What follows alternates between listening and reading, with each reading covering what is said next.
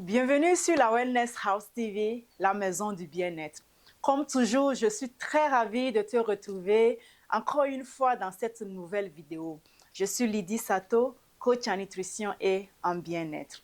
Dans ma vidéo précédente, conseils et astuces pour une meilleure perte du poids, j'ai parlé du rééquilibrage alimentaire. Aujourd'hui, je viens partager avec toi ce que c'est qu'un rééquilibrage alimentaire et comment le faire.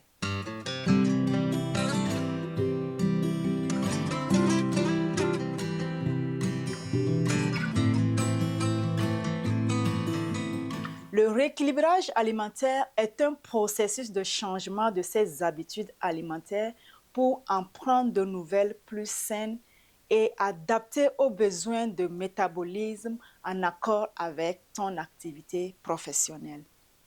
Ce rééquilibrage alimentaire est important pour ceux qui veulent perdre du poids et aussi pour ceux qui cherchent à améliorer leur santé et leur bien-être en général. Parlant du rééquilibrage alimentaire, voici quelques points importants pour le commencer efficacement.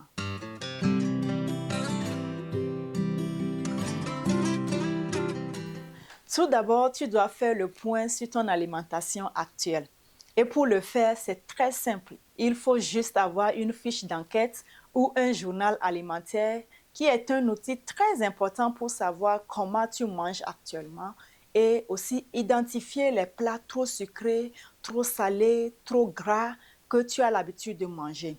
Dans cette fiche, il faut noter ce que tu manges à chaque repas, par exemple au petit déjeuner, au déjeuner et au dîner, et aussi tes collations, même les boissons sucrées, la bière, le vin et autres.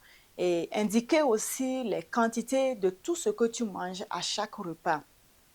Dans cette même fiche d'enquête, tu vas noter l'heure à laquelle tu manges, car ça t'aidera à connaître et à comprendre les habitudes qui affectent ton alimentation. Et enfin, faire un bilan pour savoir ce qui ne va pas et réfléchir aux changements à apporter.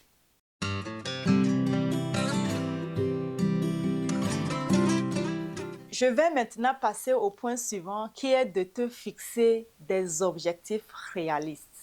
Oui, se fixer des objectifs réalistes est essentiel pour réussir un rééquilibrage alimentaire car ça t'aide à être précis et à suivre tes progrès afin de rester motivé.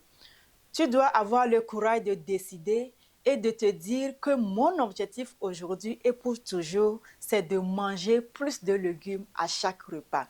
Et surtout, cherche à te récompenser et à t'encourager quand tu perds quelques kilos. Faites cela avec une très belle coiffure ou une belle robe. C'est important.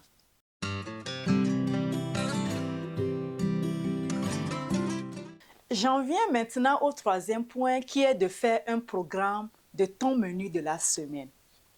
Avec un programme d'un menu de la semaine déjà créé et surtout répété, tu vas créer une routine.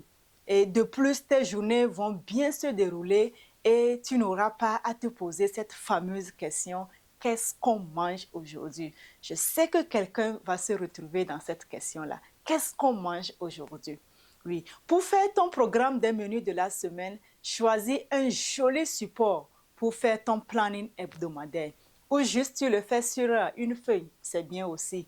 Et comme je l'ai annoncé dans la vidéo précédente, conseils et astuces pour une meilleure perte de poids, je partagerai des recettes légères de petit déjeuner, déjeuner et du dîner faciles sur la chaîne. Comme ça, tu pourras avoir des recettes pour enrichir ton planning hebdomadaire tout en perdant du poids.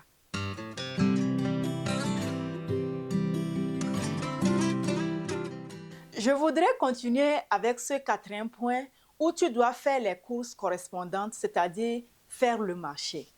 Maintenant que ton menu de la semaine est bien fait, il ne te reste plus qu'à faire les courses qui correspondent à ton menu uniquement. Cela t'aide à ne pas faire des dépenses inutiles. Et pour cela, regarde ce que tu as déjà dans tes placards et ton frigo.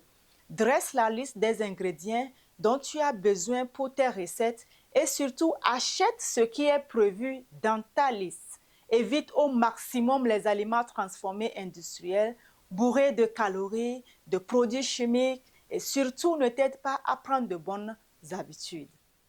Je t'encourage à t'éloigner de toute tentation, à savoir les biscuits, les plats déjà prêts et les apéritifs, car en plus de ruiner tes poches, ils sont néfastes pour ta santé et celle de ta famille.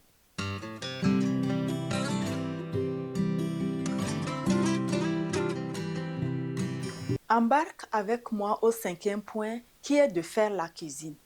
La préparation des repas sains peut demander beaucoup de temps, mais quand tu as le programme des menus sous la main, tu gagnes en temps. Pour cela, je t'encourage à adapter ta cuisine à ton emploi du temps.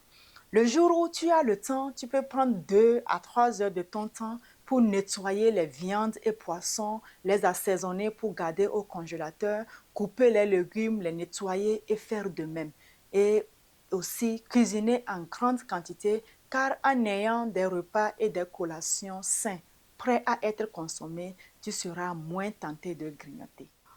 Merci d'avoir suivi la vidéo jusqu'à la fin et j'espère qu'elle va t'aider à commencer et à réussir ton rééquilibrage alimentaire pour enfin retrouver un corps dans lequel tu te sentiras bien. Si tu as aimé la vidéo, n'hésite pas à la partager avec les amis, à commenter car tout le plaisir sera pour moi de lire ton commentaire. Abonne-toi si tu ne l'as pas encore fait. À très bientôt pour une autre vidéo. D'ici là, prends soin de toi et que le bien-être t'accompagne.